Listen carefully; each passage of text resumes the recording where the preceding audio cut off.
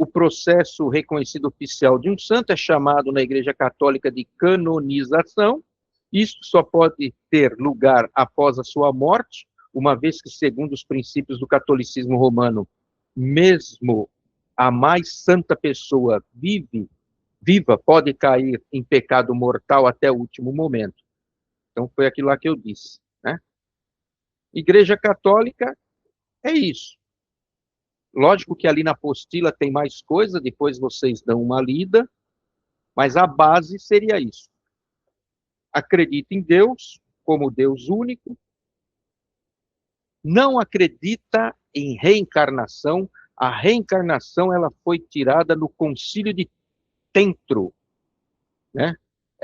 A Igreja Católica ela nasceu como reencarnacionista, tá? Só que no Concílio de Trento ela foi tirada porque a rainha ela colocou porque vocês sabem que a igreja na época lá ela dominava os reinos, né? Ela mais mandava no reino do que na verdade o rei ou a rainha.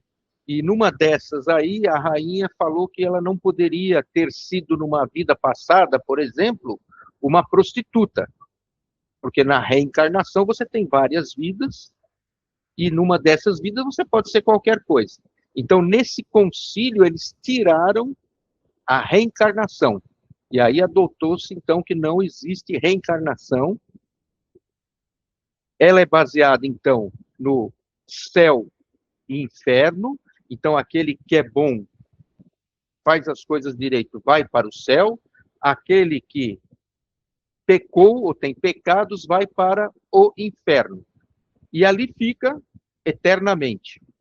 Ok? E em um outro concílio, como isso não estava muito bem definido, não estava pegando muito bem, eles criaram o purgatório, que é o intermediário. Então, a pessoa fica no purgatório, dependendo da situação, ela pode alçar aos céus ou descer para o inferno. Então, hoje a igreja tem essas três fases: céu, inferno e purgatório. E que você fica aí, dependendo do que você fez, das suas atitudes, das suas ações, dos seus pensamentos, conforme você peca ou não. Dúvidas alguma até aqui? Tá tudo ok. Vamos seguindo. Então, vamos para o Espiritismo. O Espiritismo, né? A palavra Espiritismo foi criada por Allan Kardec para designar a doutrina que ele codificou. Com efeito, o espiritualismo é o oposto ao materialismo. Quem crê haver em si outra coisa que a matéria é espiritualista. Diremos, pois, que a doutrina espírita ou o espiritismo tem por princípios as relações do mundo material com os espíritos ou seres do mundo invisível. Os adeptos do espiritismo serão espíritas ou, se quiserem, espiritistas. Então vamos lá, aqui é uma coisa importante. Esta palavra espiritismo, espírita, foi criada por Kardec em 1857, quando ele lançou o seu primeiro livro da codificação, que é o Livro dos Espíritos. Então, ele cria essas palavras para designar o Espiritismo, tá? Hoje existem muitas traduções de Bíblias, por exemplo, que trazem a palavra espiritismo, dizendo que você não pode ser médium, espírita, espiritismo, porque isso aí é pecado. Então, a gente tem que se atentar às traduções, porque exatamente isso não existe. Na época de Jesus não existia espírita, espiritismo, nem nada. Tá? Importante, todo aquele que acredita em algo além da matéria é espiritualista. Então, o umbandista, o espírita, o católico, o evangélico, o muçulmano, qualquer um que acredita em algo além da matéria, ele é espiritualista, ou ele faz parte do espiritualismo, que é o oposto ao materialismo. O materialismo, ele só acredita na matéria. Tudo está ali. Acabou, acabou, já era, não tem mais nada, tá? Nós até falamos um pouco, acho que na última aula, a respeito do materialista. E a doutrina espírita, então, ela também traz esta relação entre o mundo material, o nosso mundo, e o mundo dos espíritos, o mundo invisível, tá? Uma outra coisa que tem aqui que é importante. Os adeptos do espiritismo são espíritas. Quem pratica Umbanda, quem está na Umbanda é espírita?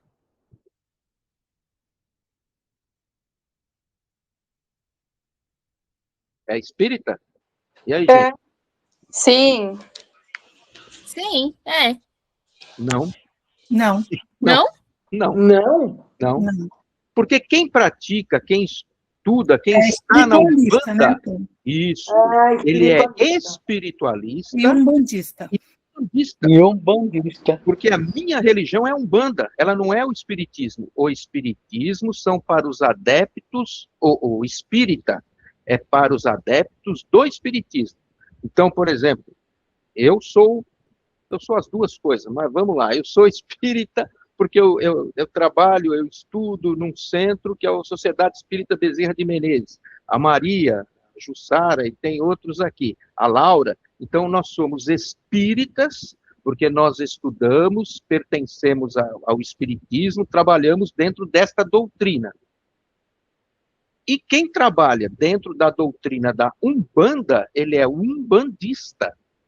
Então, ele é umbandista, ele não é espírita. Isso faz uma... Não que tenha alguma coisa errada, mas às vezes a pessoa, por,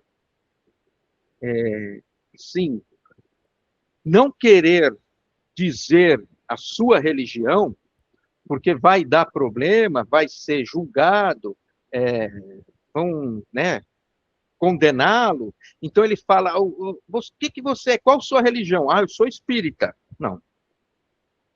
Eu sou umbandista.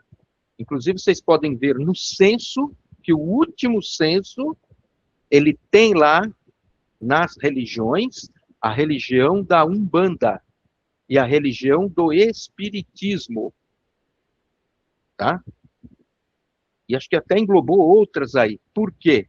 O espírita é espírita, o umbandista é umbandista, o candomblecista é candomblecista. Ele não é espírita e nem umbandista.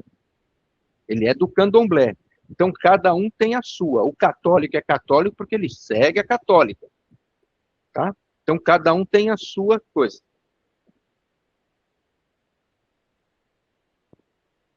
O espiritismo, ele foi criado, ele está baseado numa filosofia, né, num tríplice aspecto, que é a filosofia, a ciência e a religião. Então, a filosofia, porque dá uma interpretação da vida respondendo à questão como. Questões como, de onde eu vim, o que faço no mundo, para onde irei depois da morte. Toda doutrina que dá interpretação da vida, uma concepção própria do mundo, é filosofia. Então, na verdade, ela é uma filosofia porque ela faz questionamentos à vida, ao modo que a gente vive, e através desses questionamentos ela vai respondendo, fazendo, então ela vira uma filosofia de vida. Ela é uma ciência porque estuda à luz da razão e dentro de critérios científicos os fenômenos mediúnicos, isto é, fenômenos provocados pelos espíritos e que não passam de fatos naturais. Todos os fenômenos, mesmo os mais estranhos, têm explicação científica. Não existe sobrenatural no espiritismo. Então, vamos lá. Isso daí também. O Kardec, ele era um cientista, ele elabora todas as questões a fazer para os espíritos dentro de uma filosofia, dentro de uma ciência, de como eu pesquiso para saber se aquilo é real e é verdade. Tá? Fora Kardec, eu tenho mais muitos cientistas que foram pesquisar, né, os fenômenos espíritas, ou os fenômenos mediúnicos, para ver se aquilo era real, era verdade. Então, hoje, o intercâmbio entre o plano material e o plano espiritual, ele é provado cientificamente. Ele não é uma coisa que se acha que existe, ou talvez, ou eu tenho um dogma de fé. Eu acredito naquilo porque eu acredito. Não. Ele é provado cientificamente. E ele traz como, a gente diz que ele traz como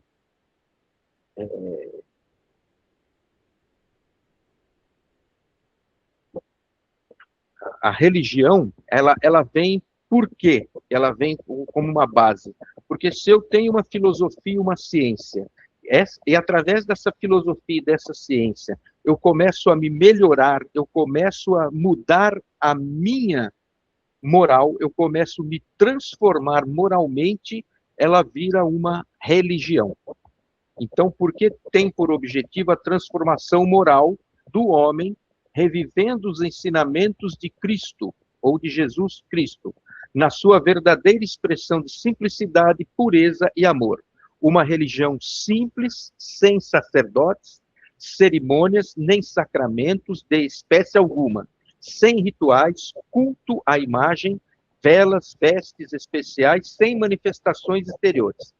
A doutrina, então, é esse tríplice aspecto da doutrina, tá?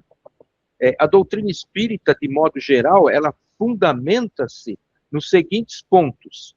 Então, vamos lá, os pontos fundamentais da doutrina. Então, esses aqui são os dogmas da doutrina espírita, mas esses não são dogmas de fé, são dogmas racionais, porque ele é a razão.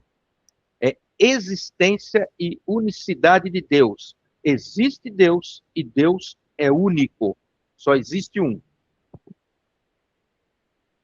O universo é criação de Deus, incluindo todos os seres racionais e irracionais, animados e inanimados, materiais e imateriais. Por sua vez, todos estão destinados à lei de evolução.